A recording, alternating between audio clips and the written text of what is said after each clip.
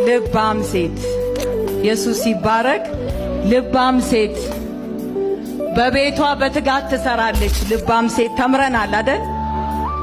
እንደገና እጇን ወደ ድሃ ትዘረጋለች ተምረናል። ኢየሱስ ይባረክ። ለባሏ መልካም ታደርግለታለች ተምረናል። ኢየሱስ ይመስገን። ወገቧን በኃይል ትታጠቃለች ተምረናል። አሜን። የቤቷን ሰዎች አካሄድ በደህና ትመለከታለች። አሁን እንማራለን። ሃሌሉያ ኢየሱስ ይባረክ። እንግዲህ ልባም ሴት ምን ትመስላለች? እነዚህ ነጥቦች እግዚአብሔር አስቀምጦ በታላላቅ እናቶቻችን ሲያስተምረን ቆይቷል። ኢየሱስ ይባረክ። ልባም ሴት ምን ትመስላለች?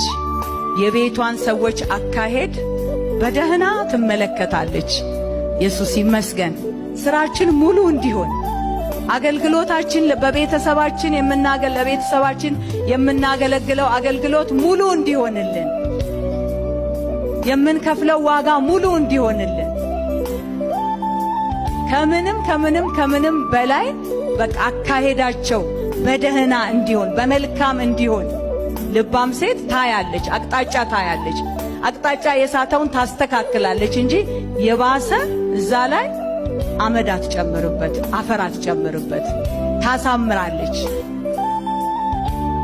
በቃ ውበት እንዲኖረው ታደርጋለች። ኢየሱስ ይርዳን።